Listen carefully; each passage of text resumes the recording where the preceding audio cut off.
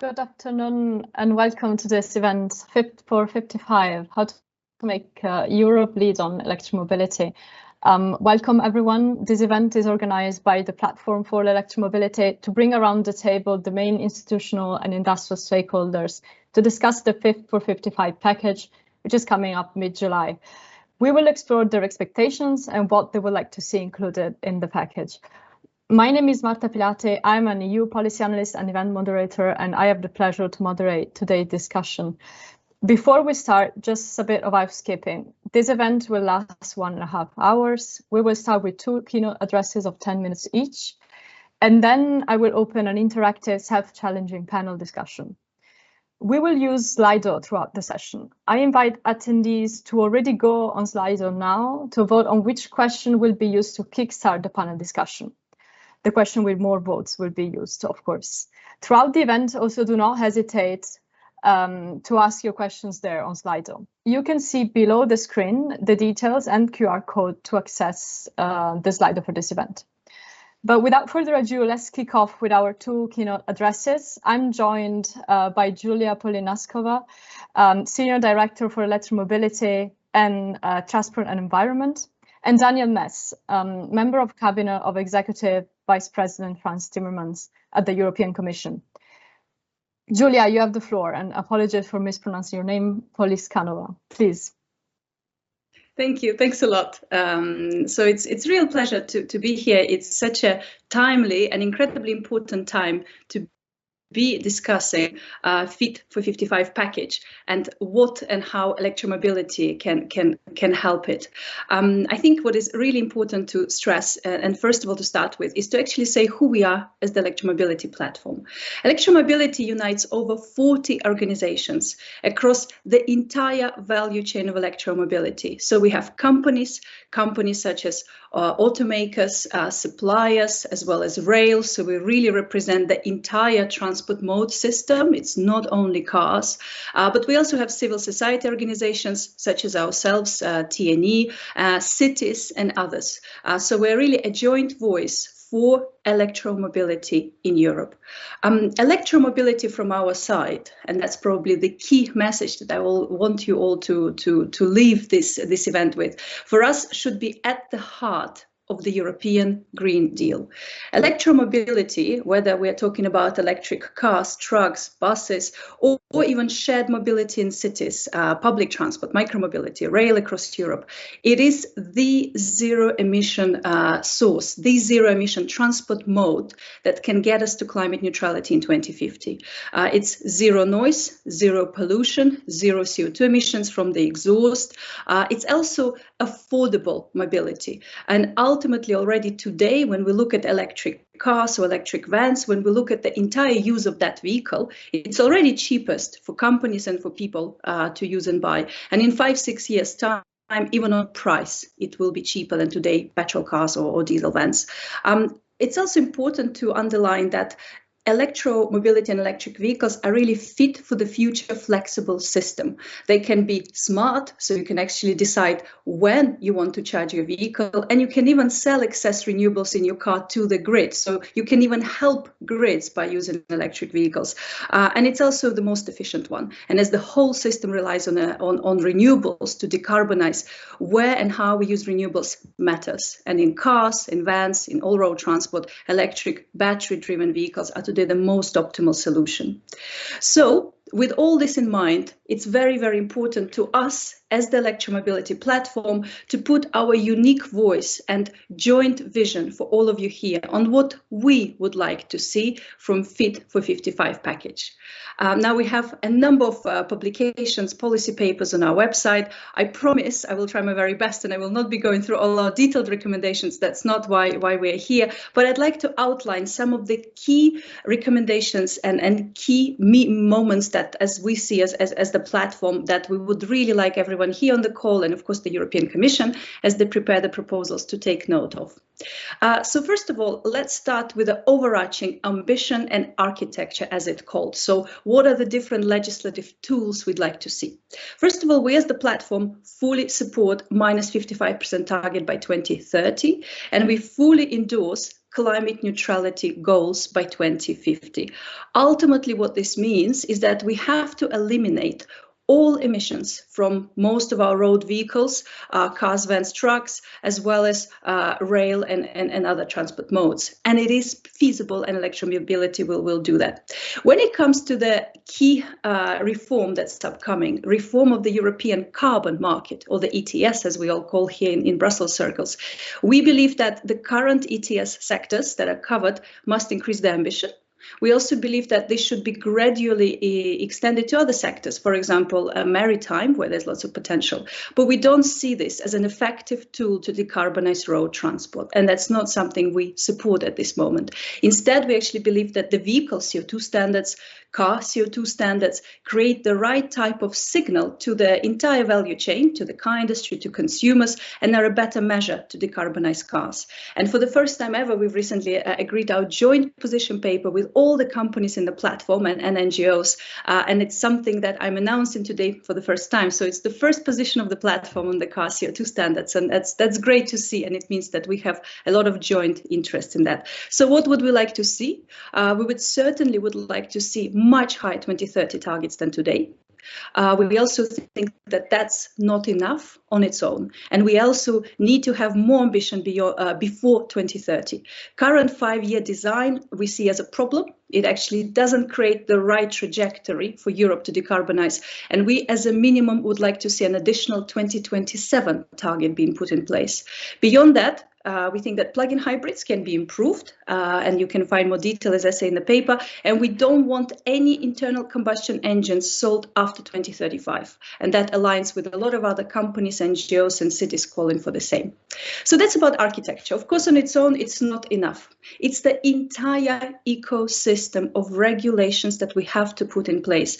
And in fact, for people to go and for companies to go fast and purchase, be it electric truck or an electric car, or even an electric two-wheeler, there needs to be a really strong, robust infrastructure, seamless, easy to use, to enable people and companies to also transition faster. And that's why for us, a key pillar of the proposals coming in July is and are a number of proposals around infrastructure. So the European Infrastructure Law targeting public charging, or AFID, Alternative Fuels Infrastructure Directive, and of course also EPBD, because that's where buildings and therefore private charging sits. Both are really important. What we'd like to see there, well, first of all, we'd like them all to be Green Deal compatible. That means that AFID should focus on zero emissions capable infrastructure, on electrification, on charging, not fossil fuels such as natural gas. It also means that it's time to learn from the past mistakes we made in 2014 and set binding minimum public charging coverage targets per member state to make sure that drivers of electric vehicles, maybe of new electric cars in places like Germany, have same access as, for example, drivers of second-hand electric cars in places like Bulgaria or Poland or Latvia, for example, where I come from. So this is really crucial. Binding to make sure there is enough minimum coverage so everyone can benefit. We also need to go beyond cars. We often talk about electric cars, and I talk a lot about cars, but electromobility is much more than that. We need to create infrastructure for trucks. Electric trucks are coming, dozens of models entering the market, so we need to provide charging for them in urban areas as well as across the TEN-T. Similar to rail, we need to have clear decarbonization strategies across the TEN-T to enable rail to imply zero emission technologies as well. So that is all very important. On the private charging side, buildings must simply be required, building owners, to equip and install chargers in their private parking spaces. Everyone should have the right to a plug. If I buy a car, it's not acceptable. I have to wait for a year until I have a charger. And there are lots of things that can be done at European level by supporting local authorities to do this better. And beyond whether we talk about public or private, all infrastructure needs to be future-proof. It needs to be smart charging enabled. So it can provide the future flexibility services to the grid, so we can do it smartly and efficiently and cost-effectively, actually enabling drivers to save money rather than charging at times which is not good for the grid. So all charging infrastructure in the future should be smart capable. Now, I can talk about many other legislations and pieces of regulation. I won't, and you can find, as I say, all of them on our website. But I will mention one of them, something that we don't often think when we think about electromobility. And this is European Fuels Regulation, or Renewable Energy Directive, RED for short. RED traditionally always covered, so it's about decarbonizing fuels. So it covers what we traditionally consider fuels, petrol, diesel, and that's how it came to promote biofuels, for example, as a direct way to decarbonize fuels. But the reality is that the biggest fuel of the future will actually be electricity. So it's really ironic, or even not fit for purpose, that Europe's largest fuel regulation does not actually cover what is today the largest fuel to decarbonize our mobility system. So it's really time to change that. We're not the first. California already does it, and it's coming now also in places like Germany, the Netherlands and the UK. And a very simple way to do it is simply by creating a fuel neutral credit mechanism, trading credit mechanism in this regulation, which basically would enable fuel suppliers to use renewable electricity, for example, by buying credits from charging stations or from electricity suppliers directly to meet their targets. And that would be an incredible opportunity to accelerate also, especially fast charging, but all charging across Europe. So that's an opportunity not to be missed. So the lesson from it is probably let's look beyond the usual regulations and look at every piece that we have and see how it can fit and benefit electromobility in the future. So a few final words. I think electrification of transport is absolutely central to the European Green Deal. It's central to the success of its implementing legislations Fit for 55 and all vision we have in Europe to go to zero emissions. So we must focus on it and accelerate it using the climate package coming this summer. It's not only climate that we're talking about. And I think it is also platform is a good example and a proof of that. It is also a strong industrial strategy around electrification. It's actually the root of so many companies, be it car makers or even oil suppliers, to be part of the future and transition to providing the future technologies and future electricity, for example, renewables, the future technologies that are capable and fit for our longer term objectives. It also can create lots of jobs and industrial opportunities. We're looking into this as a platform. We will do a large study on this that we will be sharing and discussing with you very shortly. But it's a win-win, win for climate, win for industry. And therefore, we really call on the Commission to embrace it and make it a key pillar of their proposals in July. Thanks a lot, and would be very keen to hear now, of course, from the European Commission what they have in store for us on that. Thank you. Thank you very much, Julia, for those words, and I'm sure we will pick up a lot of the points you've mentioned later in the discussion. Daniel Mess from Mr. Timmermans' cabinet, please, the floor is yours. Yeah, thank you very much for inviting me, and it's very good to be back with the platform for electromobility. I was here a year ago, and a lot has happened in that year. And I think it's very good that we meet each other at the day of the European Council that is also discussing climate change, how to make sure that we are ambitious when it comes to our climate goals, but at the same time, how we make sure that the decision that we want is also a fair one that can bring everybody along in that big transition that we are going to make. And I think that's very telling that is happening at the same time, because I think that electromobility is actually, as Julia also already said, a key part of getting this done. To be ambitious when it comes to climate action, but to also make sure that the transition is socially fair. Electromobility is really at the heart of that. At the heart of that agenda, it's needed obviously to make a transport system zero emission, but it's also equally needed to make sure that the mobility is affordable for all.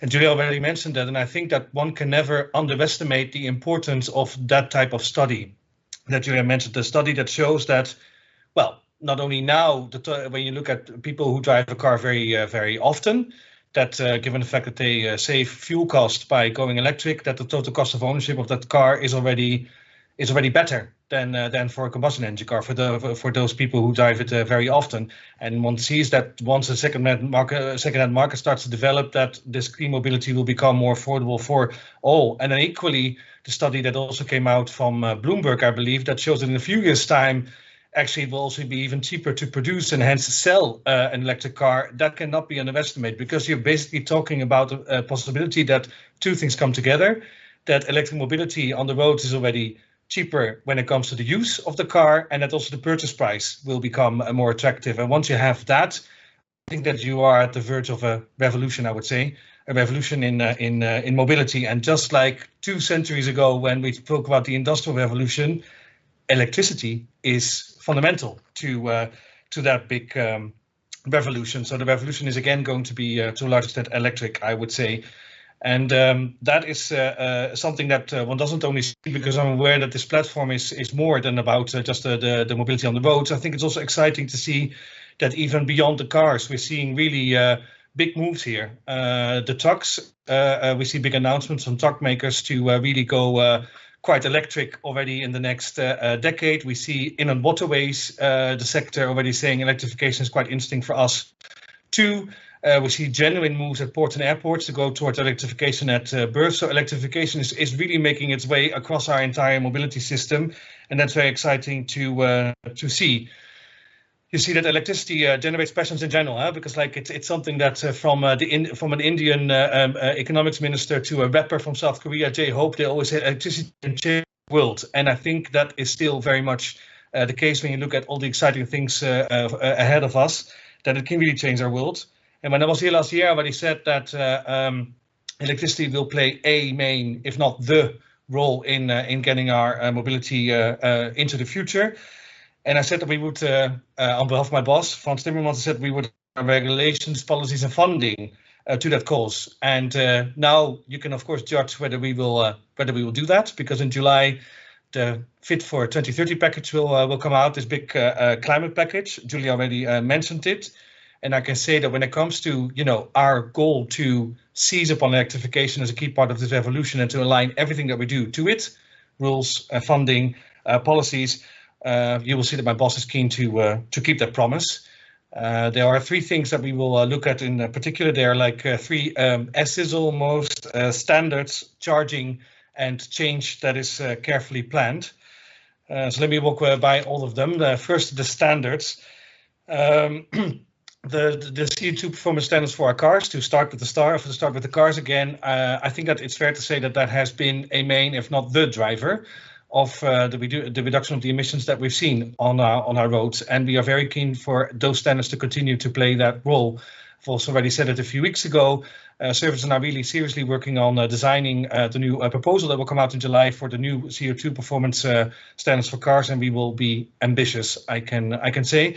And this is so crucial to get that second part right of electromobility also being affordable for people. The CO2 standard is really an instrument of social fairness, I would say, because it makes sure that car makers make more zero-emission cars, more electric cars, and that because there will be more of them and more models of them, also in the lower segments, that it will become more affordable for everybody. And I think that's a very, very important thing to keep on emphasizing at the political level, that these standards are not only industrial strategy to make sure that our car makers can make it into the future, it's also the way to make sure that clean mobility becomes affordable for everybody as quickly as possible, so that you don't only sell these electric cars to, I don't know, one could say the tofu eating people in Copenhagen, but it's also really available for everyone. There's of course a lot of talk about what we were going to do with the carbon price, setting a carbon price on transport on the road. So the possible extension of the emissions trading system to suppliers of the fuels at the petrol pump. I think the one thing that my boss has always said from the very beginning is that I don't want that when we put a carbon price to quicken some of this change. I would never want that to come at the expense of the standards, because they're so important to make sure that core cars are affordable. And just yesterday, I think he was doing an interview with Euractiv where he also said that now that he's convinced that can go together, that CO2 standards can play that main role and continue to play so, that now we're really going to the next stage when it comes to the carbon price to really assess what would be the social impact of it, because I think that everybody is very, very, very much aware of the potential social impact of that, and that's absolutely something that we need to get right. As President von der Leyen also said, this is something that we're seriously considering, but we also really need to make it work for that. So we're very carefully looking at that, at ways to make sure that if you were to do that, you can also compensate in a way that helps people actually on the way to clean mobility, rather than only adding a cost. And once that work is done, that work is ongoing. Once the work is done, then we can take a final decision on this. But I'm just to say to everybody on this call right now, like it's already clear that it will not come at the expense of ambitious CO2 standards. And then charging, our next part of this big revolution, Julia already mentioned it. I think that, you know, this is also like something that I can relate to personally. My main difficulty living in Brussels also to go electric is that the charging infrastructure, I don't see it enough when I go on the streets and go to work. So this is obviously very important, and the charging should never be an obstacle for people to go electric or zero emission when they want to. So that's why it's indeed so important that these two proposals that we're going to make are coming together. The proposals for standards for the cars, so that the new cars that are being sold are increasingly zero emission, and the proposal that we're going to make the proposal we're going to make on the rollout of charging points across our member states. And I think that there will have to be a political symmetry between the two. So the ambition of the one needs to be in tune with the ambition of the other. And the way that we're thinking about right now is that you could, for example, take the ambition level under your CO2 standards first, under your new CO2 standards. You derive from that what is then the expected fleet of zero emission cars that I would see under that increased ambition on the roads in each member state. And can I then make sure that in each member state, for each of these zero emission cars, ultimately, there's an X amount of charging capacity available. That is one way to look at it, to make sure that this really goes in parallel, so that charging never becomes an obstacle for people to go zero emission. So we are studying how to make that work. And of course, our proposals on alternative infrastructure, alternative fuel infrastructure deployment, that proposal will of course also cover other modes. The other transport modes that we're talking about will also cover things like the airports and the ports, and that will be part of the package, so to say. And then my third point is actually quite an important one, and actually one of the very good things that I'm here with you now with a platform where actually different parts of the entire e-mobility chain come together, because in order to get this done, and I'm saying this now very optimistically, but it's a very big change, and it's very hard work, and it requires hard work from the governments, from the private sector, also in terms of consumer uptake. So this change must be carefully planned. It must be a change that we approach from different corners, because you cannot speak about, for instance, investments in your energy grid to make sure that the permitting becomes easier for the energy grids with renewables of the future, without talking at the same time about then also making the permitting easier for the charging points that you need. We also need to make sure that when we look at the new rules for the energy performance of our buildings, that we also look at the charging points and the parking space that are available for electric cars, but also electric bikes. Because the two can actually be used to inject new energy into the energy system of a building, so it can make a big difference for the overall energy performance. So this energy and transport system will need to go together, and for that we also really need the backup from a platform like this, also with ideas how to get that done, because this is a big change. And last but certainly not least, we also need this platform very much to talk about the transition plan for the people who actually work in these supply chains. I think that overall our impact assessment is also starting to show that there are many exciting job opportunities when you talk about electrifying your society. New jobs will exist in battery engineering, charging infrastructure, software will play a bigger role. So you have many areas where there will be new job opportunities, but we have to be honest about it. It also means this transition that some other jobs in the supply chain will not be future-proof. So it will be a humongous challenge to make sure that people who are now in a job that's not future-proof can actually get into the job that is future-proof. And you cannot take as a given that it will be one-on-one, that like here it goes like this and here it goes like that, and everybody will find their way. You probably really need a big game plan, and that's something that we want to work on as quickly as possible, that we have a plan to bring in terms of upskilling and reskilling people from one job to the other, and we need a platform like this to help us on the way. It is a big transition, but as I said about the Indian minister and the Korean rapper already, J-Hope, they say electrification can change the world. I started with the climate council that is today. We need a society that's climate neutral and socially fair, and I am for one absolutely convinced that in order to get there, a climate neutral and socially fair society, you need to electrify the world. So thanks a lot for this, and I'm very much looking forward to questions and remarks. Thank you very much, Daniel, for a sneak peek into the proposals. We have a bit of time for Q&A with the audience. I believe we have a question from Mia Nordstrom. Mia, are you there? And if you could also please ask your question and introduce yourself. Yes, thank you. So my name is Mia Nordstrom and I work for Vattenfall. I am a senior policy advisor on e-mobility, and we very much support all the initiatives and look forward to the revisions that are needed. My question is for Julia.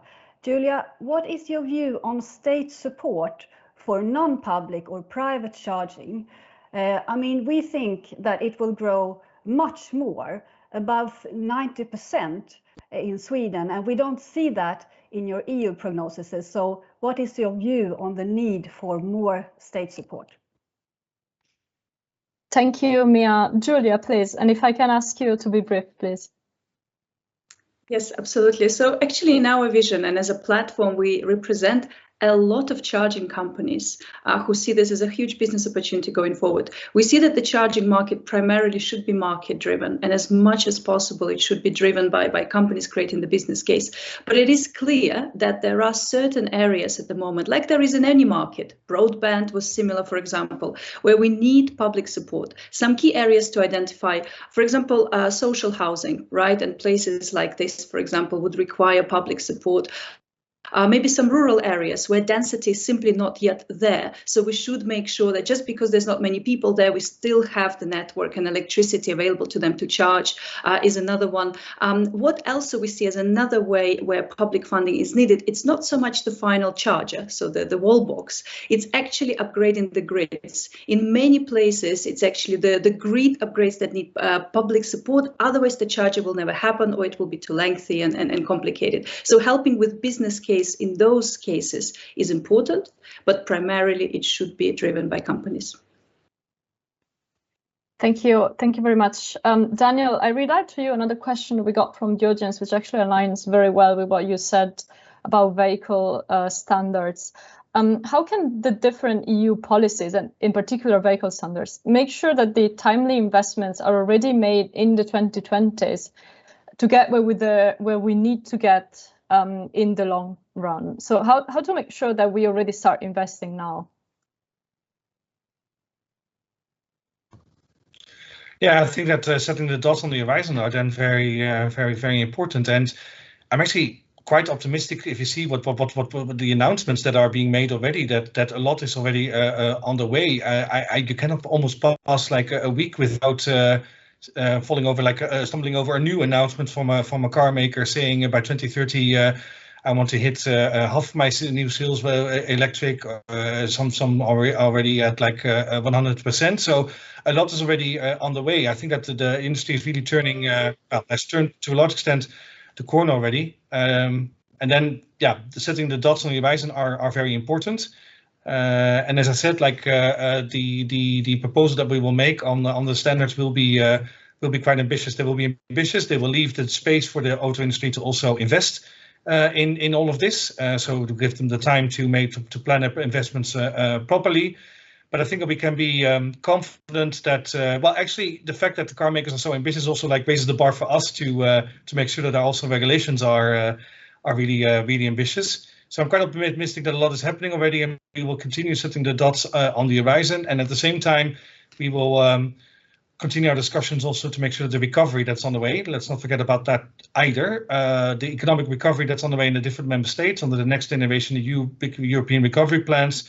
We've always said from the beginning already, zero emission mobility is a very good priority to focus on, and with quite some plans going in that direction, also in a very, very good way that stimulates these investments even further. If you look at Belgium making an announcement on corporate cars saying, by 2026, the tax advantages will only go to zero emission cars. That is humongous also as an investment signal, I would say. Thank you very much, Daniel, Julia, for meeting with us, for joining us. I'm sure a lot of the points you have mentioned will be picked up by our panel, which I welcome now to join me, please, to the next panelist. Just to introduce you, this is a self-challenging panel, which means that we will have the speakers ask questions to each other. We will put up on the screens the several questions that attendees have asked while registering to the events, and the speakers will choose from those which one will be asked next. We will start the panel, as I mentioned earlier, with the question that gets more votes on Slido. So please don't forget again to go on Slido and vote for your favorite question. But let me introduce our panelists today. I'm joined from different representatives of the sectors. I'm joined by Arne Richters, Public Affairs Managers for Allego and Chair of the Platform for Electromobility. I am also joined by Marie-France Valdeval, European Affairs Directors at the Renault Group and Chair of the Working Group on the Green Deal at the Platform for Electromobility. I'm joined by Jos Dings, European Policy and Business Director at Tesla, Nicolas Erb, European Affairs Director at Alstom, Emilia Valbom, Government Affairs Managers at 3M and Chair of the Working Group on Batteries at the Platform for Electromobility. And last but not least, Giovanni Coppola, Head of Marketing Strategy at NLX. So let me kick off the panel discussion. I will go and check on Slido which question got the most votes. I believe it is question 5, which understandably, is there a perfect regulatory tool to decarbonize road transport? Marie-France, maybe I'll start with you if you want to kick us off with this question, please.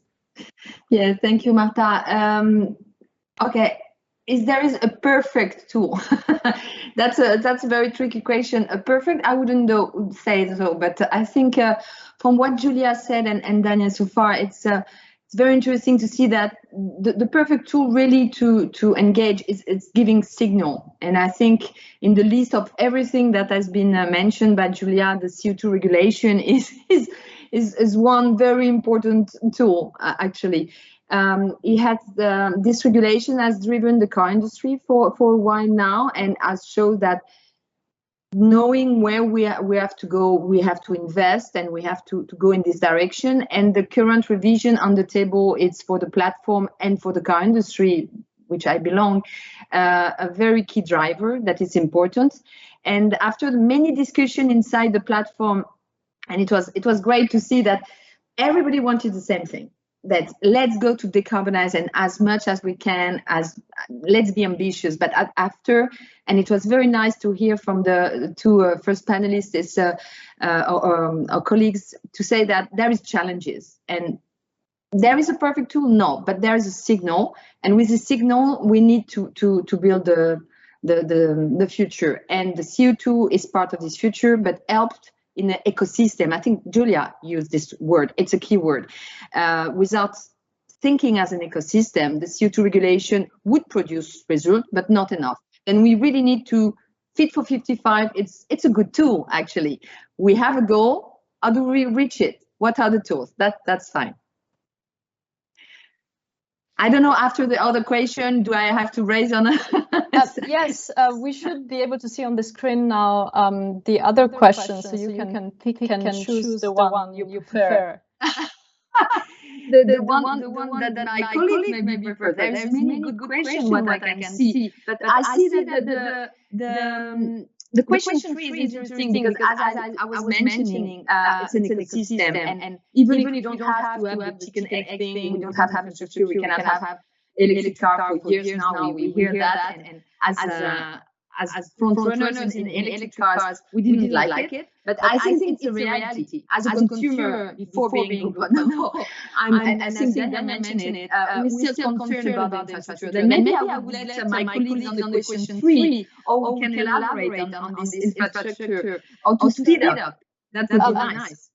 What do you think of question 3? Maybe this one is for you. So what can be done at EU and local level to speed up the efficient uptake of charging infrastructure? Well, a lot can be done. Well, the first and foremost is, of course, to move to a different legal base. And we currently have a directive that governs the infrastructure side. I think the plea from industry is pretty unanimous. And it's quite rare in Brussels that industry is asking to be regulated or have a regulation. So that's the first thing that can be done there. Why? Because you're really setting the table for the coming years in terms of the certainty, the outlook, and the predictability. I mean, Europe is playing to its strength when we truly create and leverage our internal market. Currently in our business, we're dealing with a very fragmented patchwork of different national legislations that make it really difficult to scale from an infrastructure point of view. So that would be my first plea. And there's many things we could be doing on top of that, but if we start with a regulation, which we can adapt through time to cover different specific requirements through technical adaptation, that would be a great way to start. And it's directly comes into effect. So we waste no time with transposition either into national legislation. Frankly, as climate change is upon us already, we don't have that time. So let's just go for a regulation, please. Thank you very much, Arne. Now you get to choose the next question that will be asked to the panel. You can choose among these ones you see on the screen. Well, I think question 4 I think is a good one. What from the package should be to push the development of batteries in Europe? I think that might be nice. Good choice. Emilia, you're from 3M. Why don't you take that? Yeah, I'll try to answer that. It's a very broad package, so there could be many answers. But I think for us as suppliers, the most important thing is that the package touches a lot of the elements that are needed for energy system integration and for electric mobility. And it also sends a signal that we're not only aiming for carbon neutrality in something as sort of for the human being abstract as 2050, but that we in less than 9 years must seriously reduce our carbon emissions. So that is my main takeaway. And we also see that at national and city level, that measures are taken all over the EU, adapted locally to reduce combustion engine vehicles and boost the number of EV vehicles. And of course, they are taking these measures for different reasons, but it's also because the EU is setting a clear direction. And now I'm repeating what Daniel said, what Julia said, but this decarbonization, the electrification has to happen from all angles. And governments trust that other EU member states will do the same. So for us, again, as a supplier, the economies of scale is really important here. And so is it for governments. However, something we have to think about as well is that regardless of the battery technology selected, we have to be mindful that we must continue to provide safe and reliable energy to our citizens and be careful of the power quality issues that these new EV build-outs will cause, or could cause. We hope not, but it could happen. And then again, as mentioned by several of the other panelists, for a transition at grand scale, citizens must see the logic of taking part in the electrification of society in their own lives. So it has to work together with smart housing and a grid that works with green energy sources. And that has to happen simultaneously. And that's why I was so happy to hear Daniel say that the Commission is certainly thinking about that, because that is the key issue, that it has to happen all at the same time, because if consumers lose trust, then it will not happen like we all want it to. I don't want to repeat completely what Julia said, but the CO2 emission performance standards and the energy performance of buildings directive are super important, the latter because of the rollout of private charging points, obviously. Thank you, Emilia, very much. Please, let's go on and do pick a question for the next speaker. Yes. I would like to hear the answer of question 6. Great. So what is the role, what role is your sector going to take to enable electrification of transport while increasing value for customers? Giovanni, maybe you're from Enel, so energy is your field. Please, why don't you take this one? Well, thank you very much. And Good afternoon, everybody. For sure, utility is one of the most exposed sectors in the mobility transition, and given the fact that the electric vehicles need a new kind of fuel, which is electricity, you can easily imagine that utilities have a big role into making this happen. One could think that the major hurdle and the major activities that utilities have to make happen is the power, the availability of power, but actually particularly with regards to the possibility of making intelligent charging mainstream on private premises and commercial charging, power is not a big issue.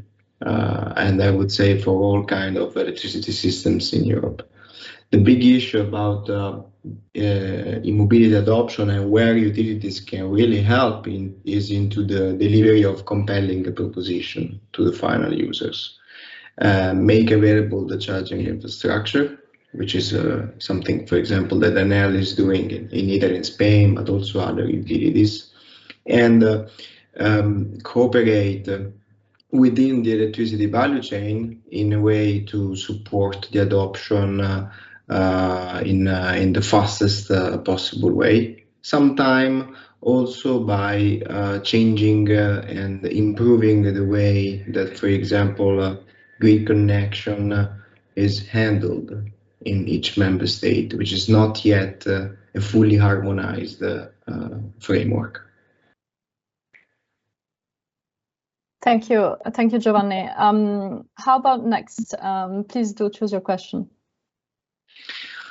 Well, I would go, since we were talking about charging infrastructure and time of connection, I would go for question number 9, which business model for fast deployment of charging infrastructure. It's an easy go from here. Arne, I think that's more relevant to you. Why don't you take this? Yeah, I saw that one coming. The business model of charging infrastructure. Well, this is an investment business for many that are still or are in this game at this stage.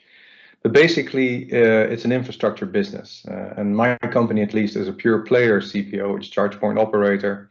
Our outlook is typically 10 to 15 years. So basically, the conditions at which you invest for 10 to 15 years are really important from the outset, the conditions of it. So for public charging, on-street charging that many municipalities face as a challenge, how do I sort of design that within my area of responsibility? The quality of service provisions that public authorities could define on that infrastructure are very important.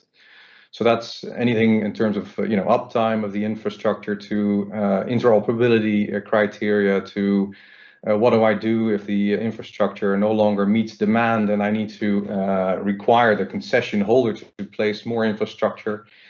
These type of design features in the concessions are really important. So that's on public charging. On semi-public or private, and it's all about accessibility in the end, different parameters apply. So basically semi-public, it's very much private driven.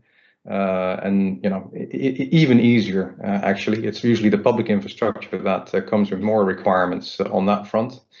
And private is almost a given. If you buy an EV today and you haven't thought about it yourself, if you have a private driveway in terms of how you're going to charge that vehicle, also intelligently, by the way, to really leverage your own investment on a wall box, or perhaps your leasing company is doing it for you. That is just an easy part of our business. It's the challenge sits with public and semi-public in most cases.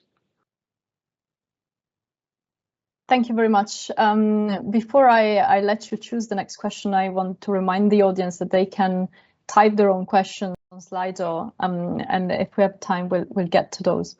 But Arne, please, can you choose the next questions if we can see that on screen? Yes. Right. Well, this one is for Jos for me. Question number 2.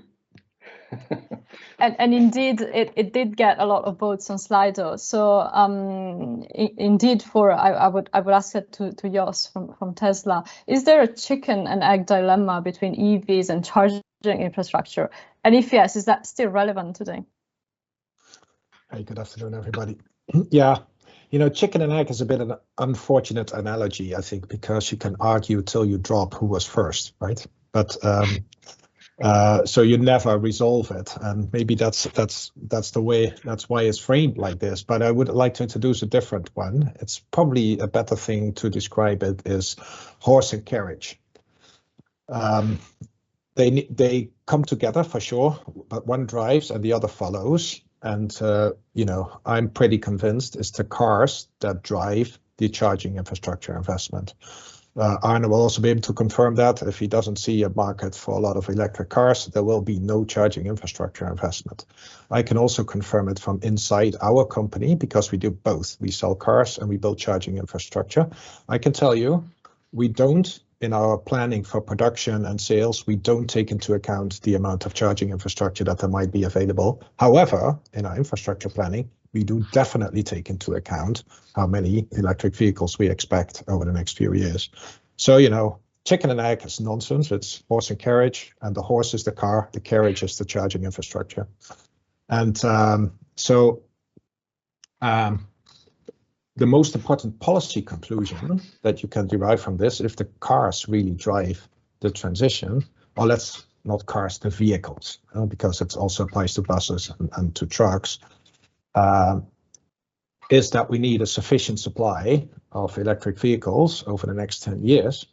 And here we arrive at the CO2 regulation for cars, where we see that unless the Commission dares to touch the years before 2030, the regulation doesn't force a lot of uptake on electric vehicles over the next 7 to 8 years. Until 2028, 2029, the regulation is actually very relaxed. Only 2030 it becomes quite tough again. And that's the single biggest danger. That's an excellent momentum that we're currently seeing in Europe with electrification and EVs coming in and everybody talking about it, that might peter out over the next 7 to 8 years if the Commission doesn't tighten its targets well before 2030. Because actually what the regulation asks the car makers to do is not a whole lot until the end of the decade. And so I'm actually hoping that Daniel is in a position to say something on this topic. But yeah, I've taken up my speaking time. Thank you. Thank you, Jos, and thanks for that nicer analogy of the horse and carriage. Please, why don't you take the next question? Oh, yes, of course. Let me see.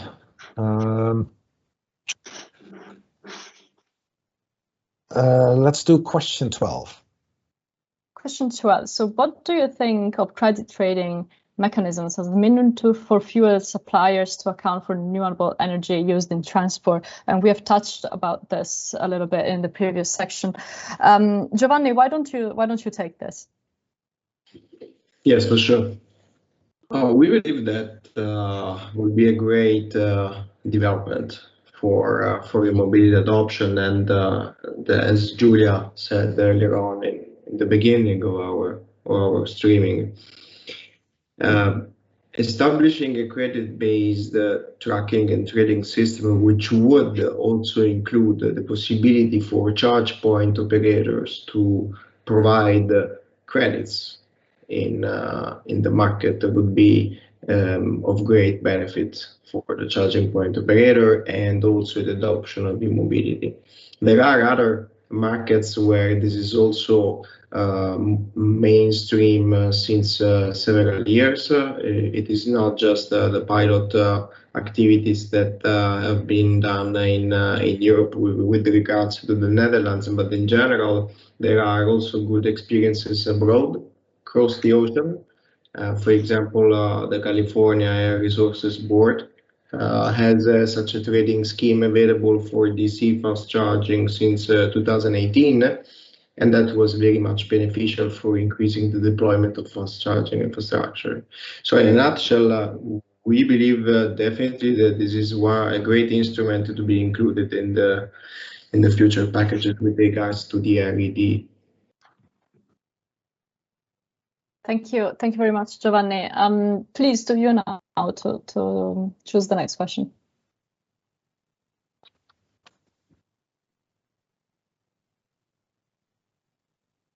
I think, similarly for accelerating the transition in the general transport and decarbonization, both 7 and 11 are very much interesting. I would start maybe for the 7. So looking at the different sector, not passenger electric cars, what can regulation do to accelerate the decarbonization of rail operations? Thanks, Nicola. I'm sure you know this one is coming for you since you represent Alstom. Please. Thanks. I somehow suspected this one might end up for me. No, I would say the situation is quite different, of course, in the case of rail, because we are relying on electrification for quite a large part of our operation already for some decades, if not a century, actually. Nevertheless, we do see that we are a little bit stagnating, I would say, in terms of electrification of the EU rail network. If we look at the trajectory we are on today, half of the rail network in Europe is electrified. And if you look at 2050, you would still have roundabout, let's say, 70,000 kilometers of lines, of railway lines, that would not be electrified. So meaning several thousands of locomotives and diesel trains operating on our network. And for this, classical electrification will not make it because it's too costly for the use cases that are not electrified today. The requirements, or let's say the needs, do not require the power of classical electrification. So we need to find alternatives. So in the sector, you might have seen there have been recent investment in alternative technology like battery trains, for example, or fuel cell trains. So we start seeing some technological innovation that might enable to really fully displace diesel engines out of rail operation. But what we are missing, I would say, is a bit of a regulatory path to that end. So what I think we would require as a sector is a sort of regulatory pathway towards 2050. Mandating the decarbonization of rail operation.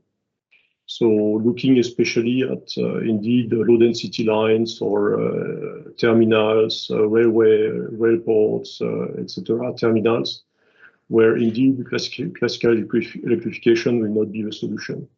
So what we would really look forward to would be indeed taking the opportunity of a package to look at the over half of the EU rail network and set a trajectory towards 2050 with the aim of fully decarbonization of rail operations.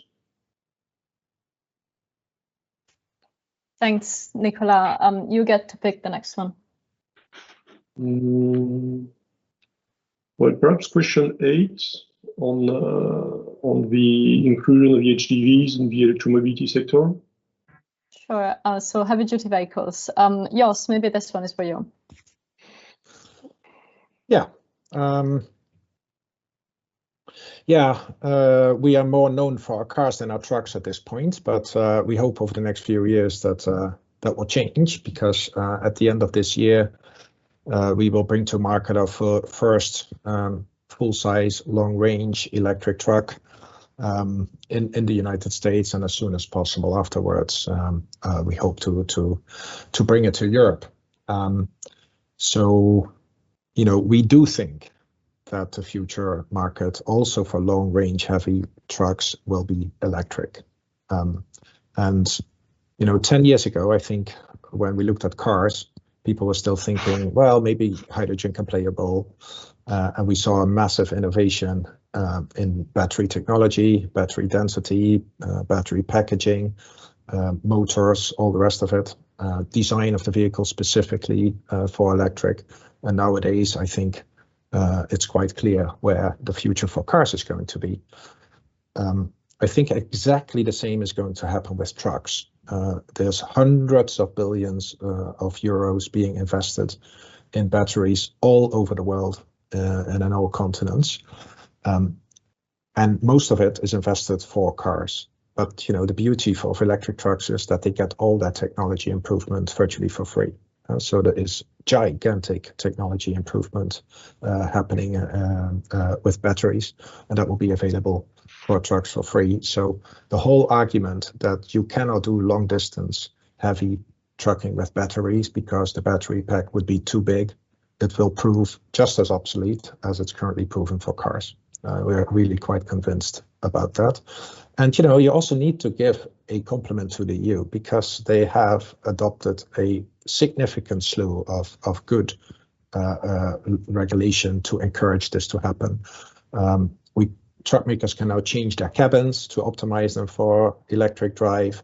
There's a 2-ton weight exemption, Eurovignette directive, which governs tolls in Europe for trucks. It's not yet adopted, but we're on the path towards it. And if it's adopted, we will see widespread CO2 differentiation of these tolls for trucks in Europe and other encouragement for the uptake. I would say the only thing that's really missing still is the CO2 standards, which are still relatively mild, I would say. And we'll touch upon it next year. And by then it will be clear that we can also improve those to a very significant extent. And let's not sink billions into hydrogen filling infrastructure because it will be an unfortunate waste of public money. We are not afraid of the competition at all. It will remain more expensive without any doubt. So that's not the issue. We're just concerned about an impending huge waste of public money. Thank you, Jos, for those reflections. What about the next question?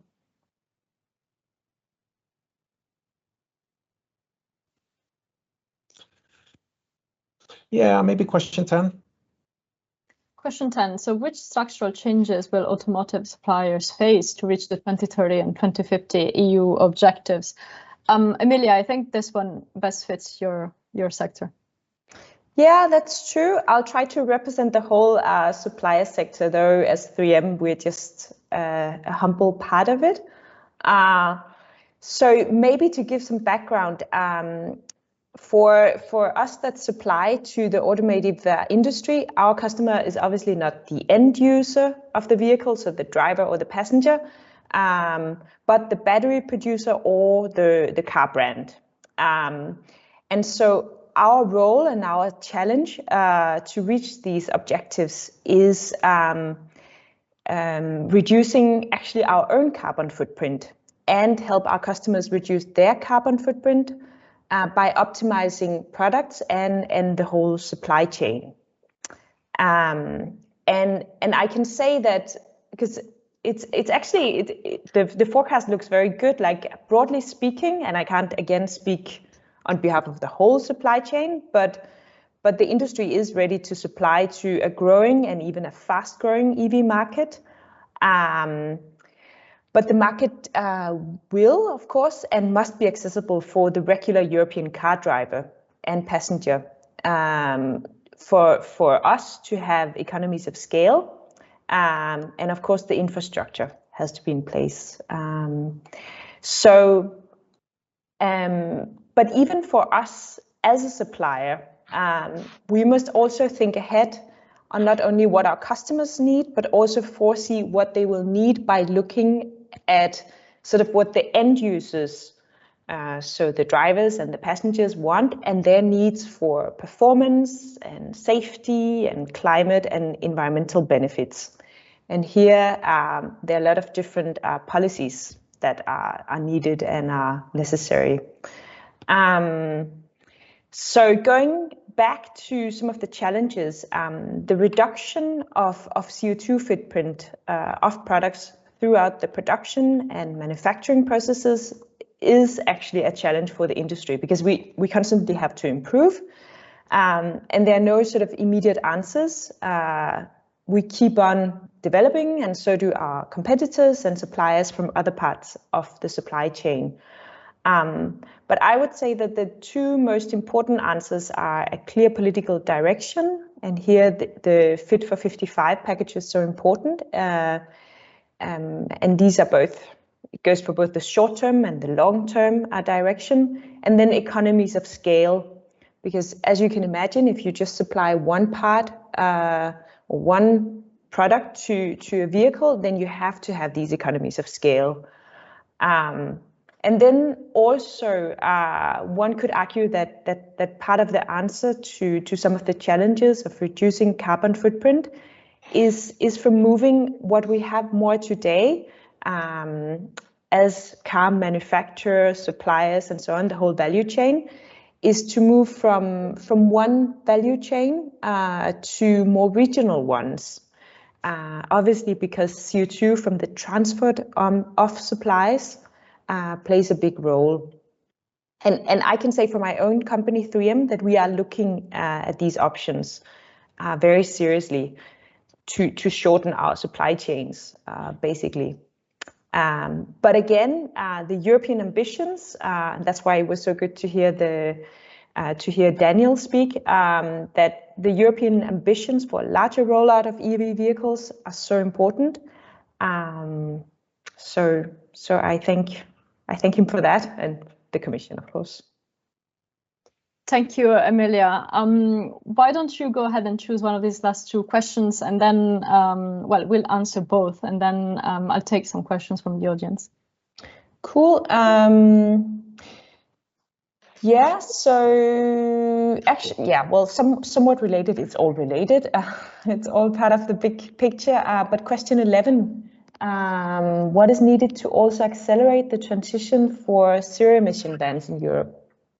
Thanks, Marie-France. I think that works for you from Renault Group, please. Yes, that's a question. I just wanted, I know I'm going to try to answer to the question, just to react to exactly what Emilia just said. I think it's interesting because maybe something when I was speaking before the first question, I've been asked about what would be the perfect tool. And when I see the question that Emilia has very well answered, I just wanted to add something, because when we speak about structural, I think we should not forget the skills and the change, the shift of competence of some employees, and especially on some suppliers, because the car industry is nothing without its suppliers. I think it's obvious for everyone. And then it's true that we are gathering a lot of skills on the what is hopefully now the other technology, and the new technology is exciting, and we are confident on the fact that it's going to produce a lot of positive impact effect. But at one point, and I think it's Daniel were mentioning it, some skills are not future-proof anymore, and we cannot let the people on the road. We need to bring them in the driving seat and make sure that the upskilling and the reskilling program is taken into account. And by the way, during the position paper we have worked on in the platform, this has popped up, and we totally agree that maybe we should make sure that a fund of all, let's say, penalties of everything linked to the CO2 regulation that could be brought by penalties because you didn't reach the target should be put in a fund to make sure that these people are not forgotten. And this transition, this shift of competence, of skills is taken into account. It's just to add, and thank you, sorry, Emilia. No, but you're right. It's a very important point. We must never forget in any of these discussions, because it is a transformation of society.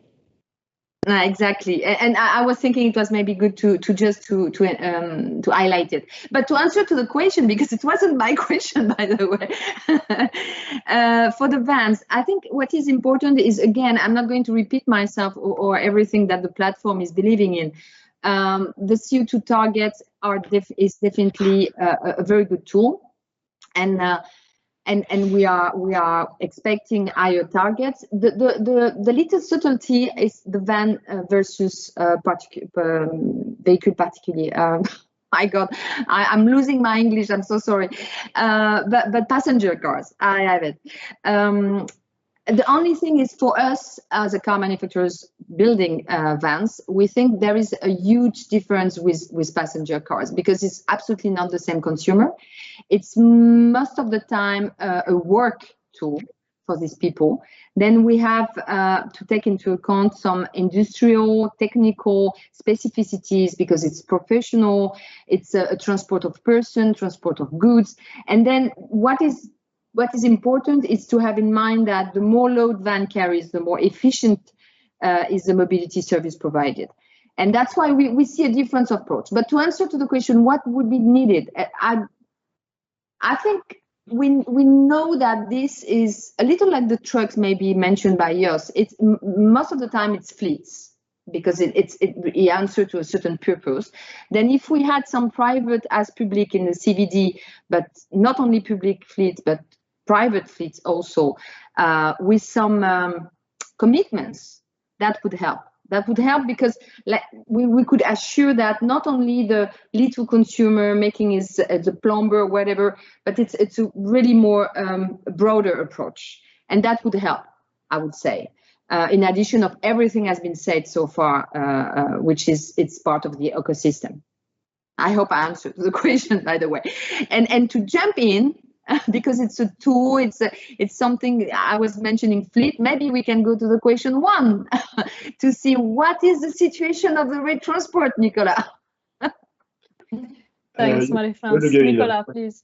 Yeah, thanks, Marie-France. I think the question is, I mean, today the situation is good. I think it's obvious because we are carrying something like 8% of the passenger traffic and 17% of the freight traffic inside Europe, while we're being responsible for 0.5% of the, let's say, transport sector CO2 emission. So today, the situation is good. The question, as I was trying to mention before, is are we on a trajectory to contribute to Europe's objectives of climate neutrality by 2050? And how do we deal with the half of the railway network which will not be electrified by then? So that's really the challenge for us. And I think that's where we would see a role, especially for the AFID, to play in the coming years, to really look at how do we progress in decarbonizing, well, let's say the low density half of a European railway network.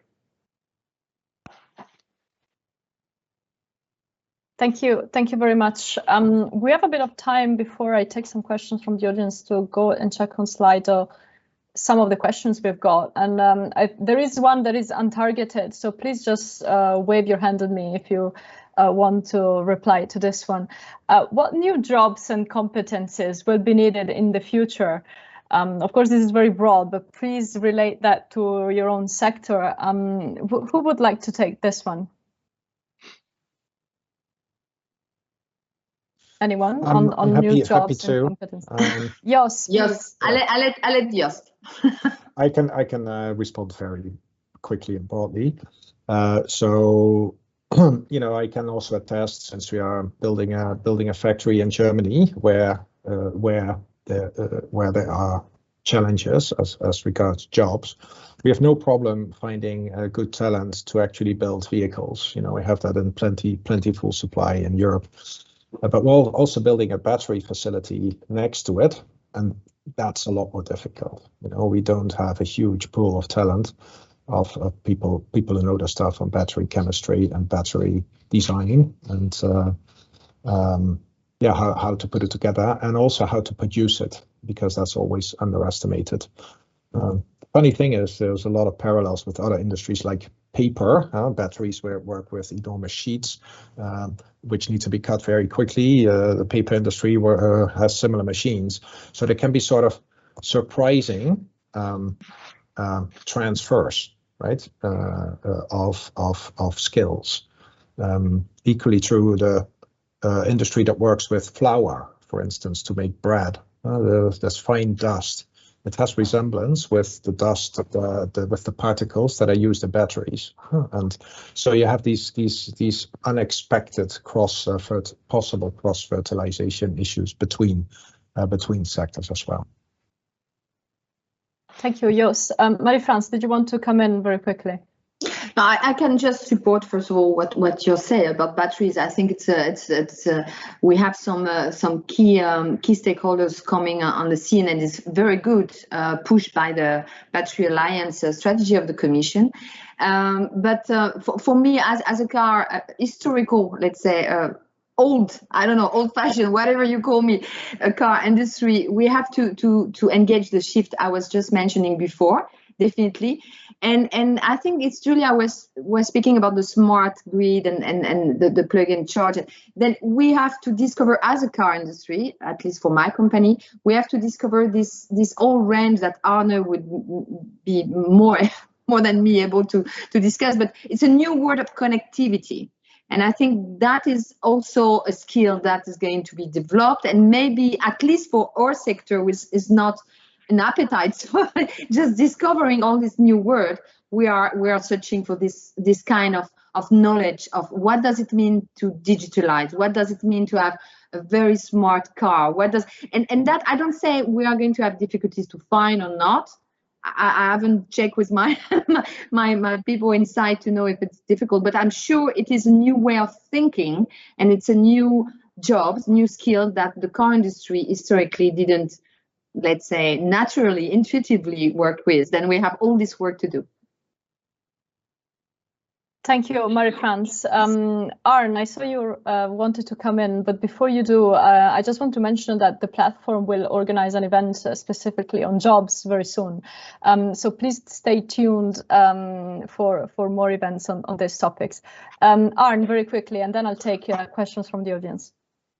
Yeah, I just can echo what Marie-France said, actually, but ICT skills, programming, extremely important. I mean, as a pioneer company in this space, we did a lot of our own development on the software side to create a backend, develop an app, you name it. Extremely expensive business. Pharmaceuticals, I think, compares. You're never finished. You're always updating. It's a very tricky space. Also, here you see increased areas of specialization in our value chain, which is good to see. Lots more available off the shelf. You don't have to do it anymore all in-house. All very welcome. But nevertheless, I would love to see more talent come into this space so that we can get a little bit more competitive. We don't want to resign and sit this all in Silicon Valley. With all due respect to Tesla and originating there, but I do think Europe needs to create its own Silicon Valley of sorts on the IT side. Thank you, Arne. We have time for taking 2 questions from the audience. I'll take them together and then I'll come to the panel for answers. So I want to welcome Jochen Schneider and Katrin Norgard for their question. Jochen, why don't you ask your question first, and then we'll hear from Katrin, and then I go to the panel. All right, thank you very much. Good afternoon. A question on charging infrastructure schemes. It's a pre-formulated question. The Netherlands is probably one of the countries leading the rollout of e-cars in Europe, and therefore also the deployment of charging infrastructure. Since so far 90% of e-cars are charged at home or in the office, we may expect a variety of solutions to EV charging in cities there, and of course also in other countries.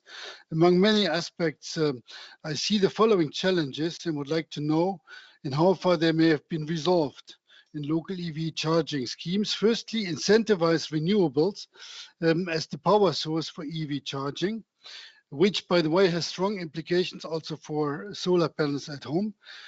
Second, ensure intelligent EV charging at times of surplus production, which often is during the early morning hours.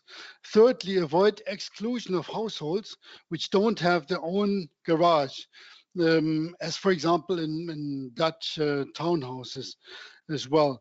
And among the cities I found which seem to have addressed this, Triangle Arnhem is one of them, and they put strong focus on renewables as power source.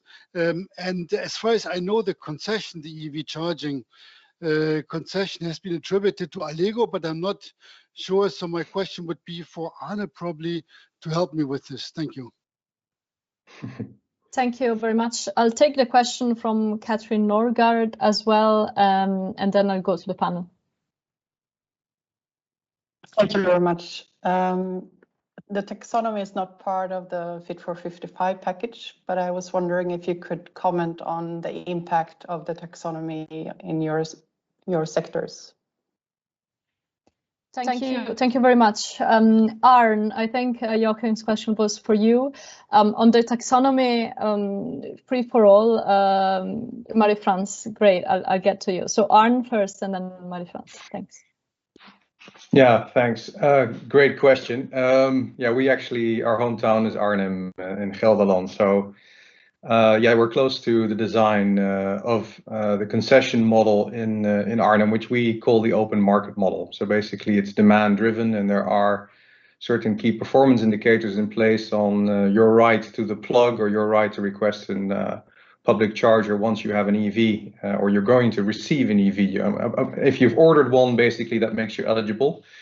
And there are real just KPIs, requirements, and basically you should have that public charging station in your vicinity within 27 weeks. Lots of challenges there too, by the way, because that's always a collaboration between DSO and the municipality in question. If it's the province you're dealing with, not only Arnhem City itself, whether or not they make the 2 parking bays available and the signage and everything else is put forward. But I think basically what really makes the Netherlands unique is that a lot of work has been done to gather an intelligence about what works. And there are several models there. And there are several models in the Netherlands, and they each play to their own strength. But I think the key thing is to make sure what are the conditions to really set up that market for investment by rational actors, because that's ultimately what you need and what you want. If you're going to rationally invest in infrastructure, it means that you have an objective in mind, and that is to also earn some money with it, and basically make sure that you service your stakeholder best. So basically, service requirements are really, really important, and the oversight that those service requirements are met are important as well. Let me also say that similar to telecommunications, bandwidth auctions by public authorities are increasingly waking up that when they put concessions forward, they can actually ask money as well for wherever from the party that will fulfill in that concession. There's a percentage of income that the municipality can generate with that. Usually that is not an aspect that is vocally communicated by municipality, but it's definitely in place already in many places in the Netherlands today. So that's also there, but it starts with the conditions on how those concessions are put forward. And I think that's well, and there's a lot of expertise in the Netherlands to take inspiration from. And let me also add that there's a platform in the Netherlands that is national, that is called the Platform for Innovation on Public or Charging Infrastructure. They've also done a lot of benchmarking in the past in terms of what are the costs of rolling out public charging in the Netherlands on average. Grid connections, hardware, IT backend, insurance, maintenance, you name it.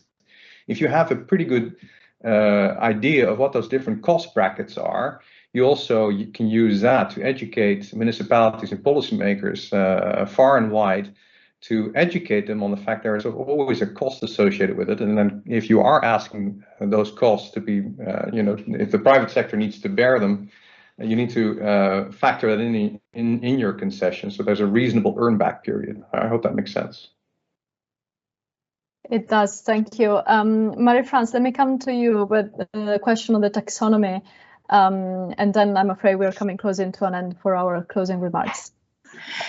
Actually, I don't think, at least I don't recall, then I speak under the control of Arne, who is the president of the platform, but I don't think we had a real discussion about taxonomy. Then what I'm going to say is, I think, common sense, and I hope it's going to be shared by my colleagues, but I prefer to make this it's a slight different, but I can imagine that the answer we could push is the fact that on the paper, the EU sustainable taxonomy, it's really a tool. Again, we come back again about this terminology about a tool to help investors and companies to make some investment that are lighted by some elements that we can only support. The idea that we have some money and we make sure that this money goes in the same direction, in the relevant direction. We go back to the kind of package of 50 Fit for 55.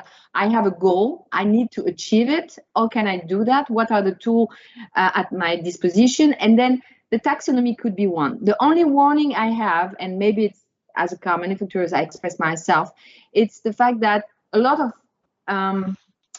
industry like ours is going to be engaged and is engaged currently in the transition. We are going to need actually some money to make this shift.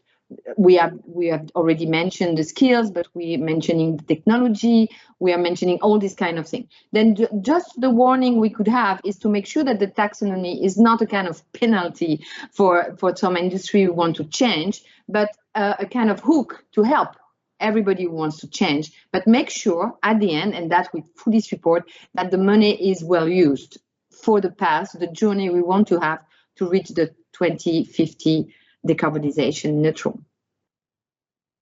Thank you, Marie-France, for this answer, and thanks to everyone. Our time is up for the panel discussion. We move on to closing remarks.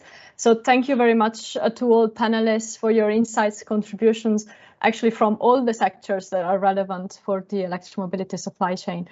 Before I give the floor for closing remarks, I want to encourage the audience to go again on Slido and take a moment to answer some final questions on your satisfaction with this event, and your feedback will be very useful to all of us to better organize in the future. So let me now move to closing remarks, and let me introduce to you Sandra Rowling, who is head of the EV100 initiative at the Climate Group. Sandra, welcome, and you have the floor for your closing remarks for about 5 minutes. Thank you very much.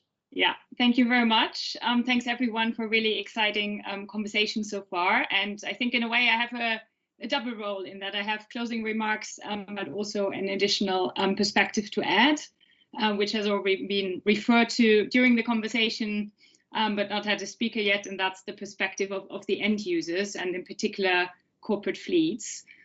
So I speak, if you will, on behalf of over 100 companies that are coming together in the EV100 initiative, which are companies that have made a public commitment to go electric by 2030 in their own fleets, and also in terms of installing charging infrastructure at their premises. And I think that's really important because, of course, not so much in this conversation, but in many others where people are a bit more skeptical, the question always comes up about, is the demand already there? And I think companies can really be the ones that can be part of the early demand. They buy thousands of vehicles, they use them for a few years, and then typically they pass them on to the second-hand market. So there's a very important effect of making sure that vehicles become affordable and reachable for everyone across the board. And companies are also just the biggest part of the demand. So I think in Europe, it's about 60% of all new vehicles are initially registered to companies. So whatever those businesses do is obviously very relevant. And just to give a sense of the size of the scale of the opportunity here, really. So amongst the 108 companies that we have involved in this initiative right now, you see that it's almost 5 million vehicles that they have already committed to going electric by 2030, which is quite impressive if you think about where the overall electromobility market currently is. But also there's also over 170,000 vehicles already on the road. So this is not just something that will happen in the future, but that is already a contribution, obviously, to market development today. And I think what's most important about this group is not so much that, they obviously want to be leaders, they want to help move the market forward, but they also represent the perspective of many, many other companies that are already thinking about electromobility, but that are maybe a little bit more nervous yet about going all in and making a full-scale commitment. And so I think it's quite interesting to look at the barriers that these groups are encountering. And I've shown here a few of the results of an annual survey that we're doing amongst our members. And obviously the Fit for 55 package, amongst many other things, is also an opportunity to make sure that some of these barriers are addressed, and that all the stakeholders that already want the electric vehicles, including the ones like companies that have an opportunity to do quite a lot for the market, have the opportunity to do so. And I know that the time is limited, so I think I really want to pick up just two things. Number one is really to echo the need for charging infrastructure. I think that has obviously come up a lot in the conversation today. The need to have charging infrastructure across Europe, easily accessible, to have different types of charging infrastructure as well. I think the mix of public, private, fast, slow charging is very, very important. One point that Julia made earlier that I want to highlight as well is companies themselves obviously have an opportunity to be part of charging infrastructure supply as well, in terms of workplace charging or retail charging or other types of destination charging.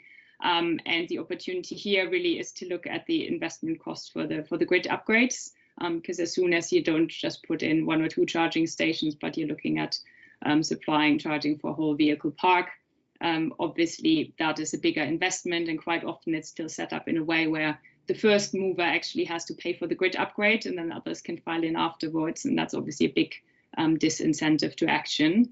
And then a second piece to highlight is, I think, the second and third barrier that our members are telling us about is especially the lack of vehicle types, and then somewhat linked to that in terms of the economies of scale that have also been mentioned a few times today, is the cost of the electric vehicle. So I think that's why certainly the companies we work with are also very, very much in favor of setting very clear directions for Europe. So I think the CO2 standards in particular, and tying that to the net zero targets and to a phase out of internal combustion engine vehicles from 2035 is really important to set expectations, as we've said in multiple contexts today, to bring all stakeholders on the same trajectory. And I think especially for the companies, there's plenty of companies that are very keen to already invest, but one of the biggest barriers they have is, when are we going to have the vehicles that we need of all the right types? I think it was Marie-France that was talking especially on commercial vehicles. Obviously there's different requirements,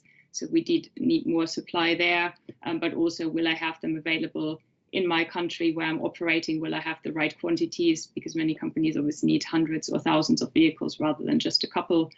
So I think setting a clear trajectory there is absolutely crucial for that.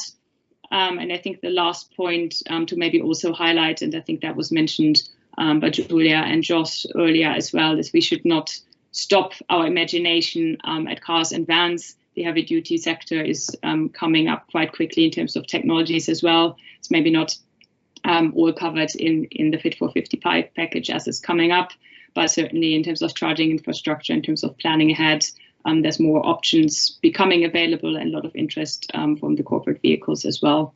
So yeah, maybe to share that as a few thoughts on the debates. Thanks again, everyone. It was really, really interesting. And of course, hopefully this is only the start of many more conversations through the Electromobility platform and otherwise to take this discussion forward. Thank you very much, Sandra, for bringing the demand perspective to this conversation. And I'm sure that the survey you showed of your members will be extremely interesting to our audience and panelists.